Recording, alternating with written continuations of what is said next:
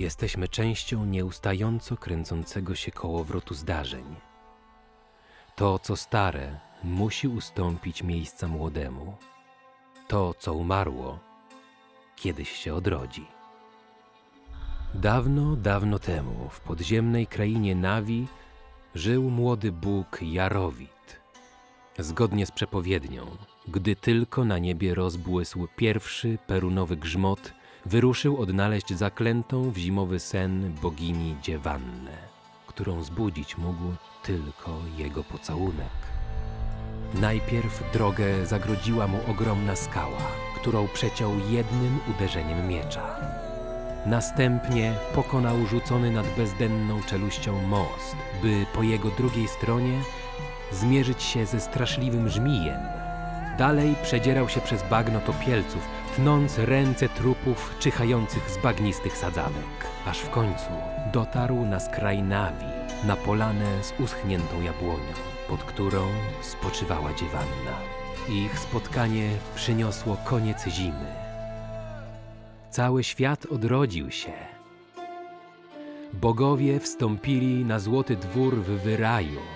Ich boska miłość przyniosła na ziemi urodzaj i długie, błogie lato. Niestety przez długi czas Dziewanna nie zdołała dać Jarowitowi najważniejszego, upragnionego dziedzica. Zawiedziony począł znikać na długie wyprawy, w czasie których zdradzał ją z ludzkimi niewiastami. Upokorzona bogini zwróciła się ku jasnym bogom. Zażądała, by ukarali Jarowita najgorszą z kar za niewierność. Praojciec przystał na prośbę Dziewanny, lecz ostrzegł ją, iż żąda wiele. Zbyt wiele. Wspólnie uknuli podstęp. Najpierw Dziewanna uśpiła Jarowita zatrutym jabłkiem, a po chwili zjawili się jego bracia i praojciec i wspólnymi siłami rozerwali jego ciało na strzępy. Praojciec przeklął Dziewannę za jej niszczycielską zemstę, ponieważ śmierć Jarowita przyniosła koniec lata. Wszystko na ziemi poczęło umierać. Umarła także Dziewanna. Powróciła na świat Marzanna. Zrozpaczona bogini, uświadomiwszy sobie swój błąd, bezskutecznie próbowała wskrzesić swojego ukochanego. Ale już nie było w jej mocy dawanie życia, tylko odbieranie go. Oszalała z rozpaczy, ruszyła w świat, niosąc mróz i śmierć. Szła tak, aż dotarła na skraj świata, nad krwawy Dunaj.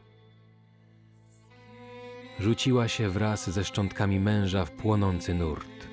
Woda i ogień ją oczyściły. Dotarła do Navi, która przywitała ją ciszą i pustką.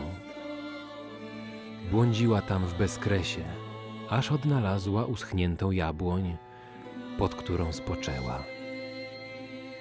To, co stare, musi ustąpić miejsca młodemu, a wszystko, co umarło, kiedyś się odrodzi.